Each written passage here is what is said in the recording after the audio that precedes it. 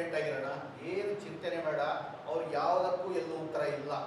ಈ ಸರಿ ಅವ್ರನ್ನ ಕೊಳಪಟ್ಟಿ ಇಟ್ಕೊಂಡು ನಾವು ಕೇಳೋಣ, ಕೊಳಪಟ್ಟಿ ಹಿಡಿಯೋದು ಬೇಡ. Aggressive question, body language aggressive ಆಗಿರಬಾರ್ದು, ಆದರೆ ನಮ್ಮ ವಿಚಾರ ಅಗ್ರೆಸಿವ್ ಇರಬೇಕು. ಭಾಳ ಕೂಲಾಗಿ ಅವ್ರನ್ನ ಎಕ್ಸ್ಪೋಸ್ ಮಾಡಬೇಕು. ಎಲ್ಲೇ ಕರೆದ್ರು ಕೂಡ ಬಂದರೂ ಕೂಡ ಬನ್ನಿ ಕೂತ್ಕೊಳ್ಳಿ, ಹೇಳಿ, ದಯವಿಟ್ಟು ಹೇಳಿ, ಯಾಕೆ ಹಿಂಗೆ ಮಾಡಿದ್ರಿ ಇಡೀ 10 ವರ್ಷ, ಯಾಕೆ ನಮ್ಮ ರೈತರ ಲೈಫ್ ಯಾಕೆ ಹಿಂಗೆ ಮಾಡಿದ್ರಿ, ಅದನ್ನು ಶೂಟ್ ಮಾಡ್ತಾ ಇರಬೇಕು. ಇನ್ನೊಂದು ಟೀಮ್ ಅವ್ರ ನಡಿಕೊಳ್ಳೋ ಚರ್ಚೆ ಕೂಲಾಗಿ ಮಾತಾಡಬೇಕು, ಕೂಲಾಗಿ ಡಿಸ್ಕಸ್ ಮಾಡಬೇಕು, ಶೂಟಿಂಗ್ ನಡಿಬೇಕು ಎಲ್ಲವೂ ಕೂಡ. ಅವ್ರು ಉತ್ತರ ಕೊಡಲಿ ನೋಡ, ಎಲ್ಲರೂ ಉತ್ತರ ಕೊಡ್ತಾರೆ, ಉತ್ತರ ಕೊಡಲಿ. ಅವರು ಒಂದೊಂದಲ್ಲ, ಇದ್ರು ಒಂದೊಂದು ಎಂತೆಂತ ಮಾಡಿದ್ದಾರೆ. ಇಡೀ ಒಳ್ಳೆ ಲೂಟಿ. ಏನು ಕತೆ ಇದು? ಅದಾನಿ ಅಂಬಾನಿ, ಅವನ ಅದಾನಿ ಆಸ್ತಿ 30 ಪಟ್ಟು, 25,000 ಕೋಟಿ ಹಿಡಿದು 7.5 ಲಕ್ಷ ಕೋಟಿ.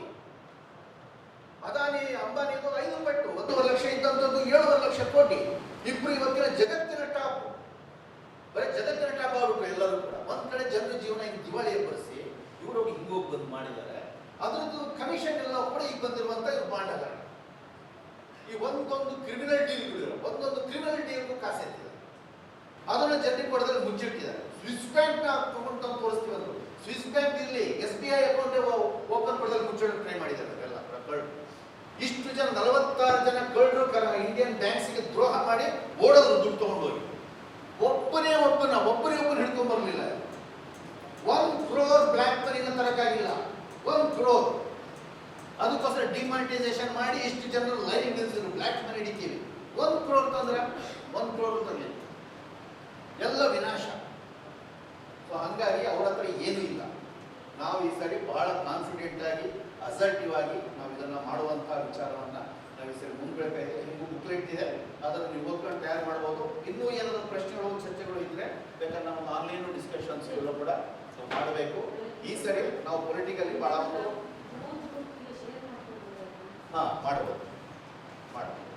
ಎಲ್ಲ ಮಾಡೋದು, ಎಲ್ಲ ಇದೇ ಇಲ್ಲ. ಲಿಟ್ರೇಚರ್ ಇದು ಇನ್ನು ಓಪನ್ ಆಗಿ ಶೇರ್ ಮಾಡೋದು ಎಲ್ಲ ಕಡೆ ಕೂಡ ಡೆಫಿನೆಟ್ಲಿ ಮಾಡೋದು.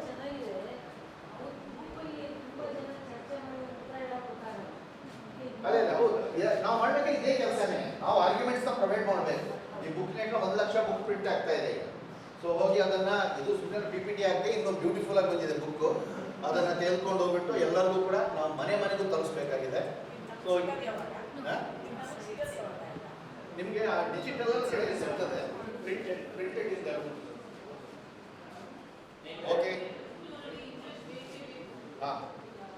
ವೆಂಕಟೇಶ್ ಅವರೇ ಇಂಗ್ಲಿಷ್ ಬೇಗ ಟ್ರಾನ್ಸ್ಲೇಟ್ ಮಾಡ್ಕೊಡಿ.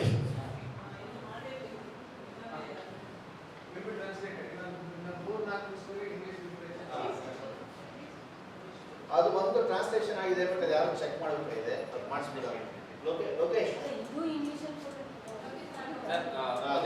ಸ್ನೇಹಿತರೆ, ಈಗೇನು ಪ್ರೆಸೆಂಟ್ ಮಾಡಿದ್ರು ಅದ್ರ ಬಗ್ಗೆ ಬಹಳ ಮುಖ್ಯವಾದ ಪ್ರಶ್ನೆಗಳು ದಯವಿಟ್ಟು ಕೇಳ್ಬೋದು. ಇದಾದ್ಮೇಲೆ ನಾವು ಊಟಕ್ಕೆ ಬ್ರೇಕ್ ಹೋಗ್ತೀವಿ, ಮತ್ತೆ ಬಂದು ನಾವು ಚರ್ಚೆ ಆಗುತ್ತೆ. ನಾವು ಏನ್ ಮಾಡ್ತೀವಿ, ನಮ್ಮ ಕ್ಷೇತ್ರ ನಾವು ಏನ್ ಮಾಡಬೇಕು, ಹೆಂಗೆ ಇದನ್ನ ಎದುರಿಸೋದ್ರ ಬಗ್ಗೆ ಒಂದಿಷ್ಟು ಯೋಜನೆ ಮಾಡ್ಕೊಳ್ಬೇಕಾಗಿದೆ. ಹಾಗೆ ಯಾರು ಮುಖ್ಯವಾದ ಪ್ರಶ್ನೆ ಅಂತ ಕೇಳ್ಬೋದು.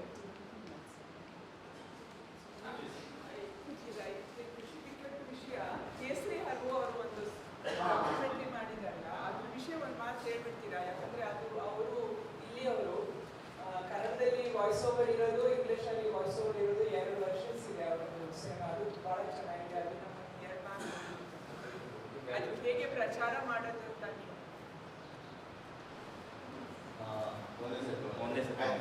ಮುಗಿಸ್ಬಿಡ್ತೀನಿ. ಏನಿಲ್ಲ, ಕೇಸರಿ ಅವರು ಕಿಸಾನ್ ಸ್ವಾತಂತ್ರ್ಯ ಅಂತ ಒಂದು, ಕಿಸಾನ್ ಸತ್ಯಾಗ್ರಹ ಅಂತ ಒಂದು ಮಾಡಿದ್ದಾರೆ, ಡಾಕ್ಯುಮೆಂಟ್ರಿ ಮಾಡಿದ್ದಾರೆ. ಅದನ್ನು ಏನಿಲ್ಲ, ನೀವು ಏನು ಒಂದು ಮಾತು ಹೇಳಬೇಕಾಗಿಲ್ಲ. ಕಿಸಾನ್ ಸತ್ಯಾಗ್ರಹನ ಸುಮ್ಮನೆ ಶೋ ಹಾಕಿ ನೀವು ಬಂದ್ ಮಾಡಿಬಿಟ್ರೆ ಸಾಕು. ಜನ ಯಾರು ಗೊತ್ತಾಗ್ತಿದ್ರೆ ಒಬ್ಬರಿಗೆ ಹೋಗಿ ತೀರ್ಮಾನ ಮಾಡ್ತಾರೆ. ಏನು ಹೇಳೋದೇ ಬೇಡ, ಒಂದು ವಾಕ್ಯನೂ ಬಾಯಿಂದ ಹೇಳಬೇಕಾಗಿಲ್ಲ. ಫಿಲ್ಮ್ ಇಟ್ಸೆಲ್ಫ್ ಟಾಕ್, ಅದು ಚೆನ್ನಾಗಿದೆ.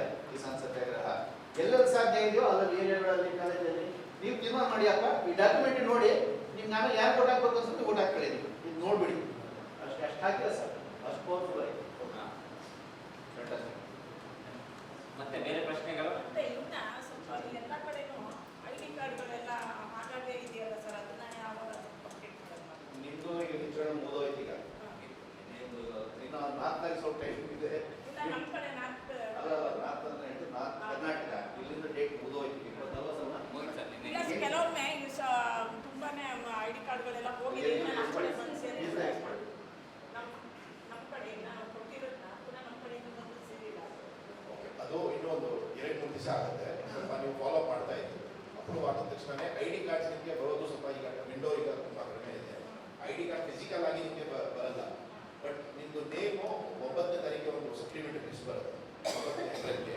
ಸೊ ಆ ಲಿಸ್ಟಲ್ಲಿ ಆ್ಯಡ್ ಆಗಿಬಿಡುತ್ತೆ. ಅದು ಆ್ಯಡ್ ಆಗಬೇಕಂದ್ರೆ ನೀವು ಸ್ವಲ್ಪ BLOs ಹತ್ರ ಸ್ವಲ್ಪ ಸಾಫ್ಟ್ ಫಾಲೋ ಮಾಡಬೇಕು.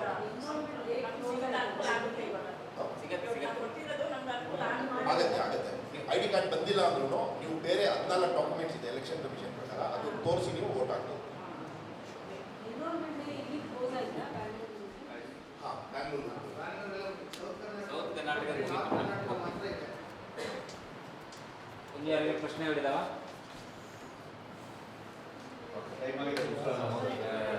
ಸರ್ಗೆ ಧನ್ಯವಾದಗಳು. ಹೆಬ್ಬಾಳೆ ಮೂಲಕ ಅವರು ಧನ್ಯವಾದಗಳು ಸಲ್ಲಿಸೋಣ.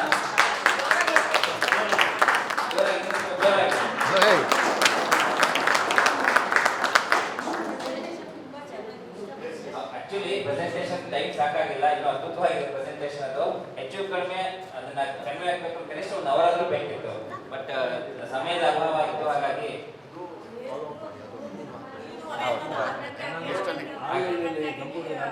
ಓಕೆ, ಸೊ ಈಗ ಊಟಕ್ಕೆ ಹೋಗೋಣ. ಊಟಕ್ಕೆ ಬೇಗ ಮುಗಿಸ್ಕೊ ಬಂದು ನಾವು ಮತ್ತೆ ಇನ್ನೊಂದು ಅವರ್ ಕಂಟಿನ್ಯೂ ಮಾಡೋಣ. ಒಂದು ಸಣ್ಣ ಹಾಂ, ಫೋನಲ್ಲಿ ನೀವು ಪ್ರಿಂಟ್ ತಗೊಳ್ಳಿ ಸೇಬರ್.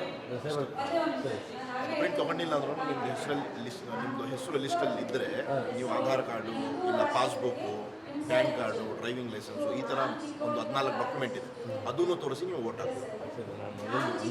ಒಂದೆಲ್ಲ ಪಕ್ಕ ಇದೆ. 18 ವರ್ಷ ಆದಮೇಲೆ ಮಾಡಿಸ್ಬೇಕು ಮಾಡಿಸಿಲ್ಲ ನಾನು. ಅದು ಅಕ್ಲಾಮೆಂಟ್ ಮಾತ್ರ ಬಂದಿದೆ, ಅದು ನಮ್ಮ ಕಾರ್ಡ್ ಬಂದು ಸೇರಿಲ್ಲ. ಅದು ಇಟ್ಕೊಂಡೇ ಮಾಡ್ಬೋದಾ? ಮಾಡ್ಬೋದು. Sir, thank you sir.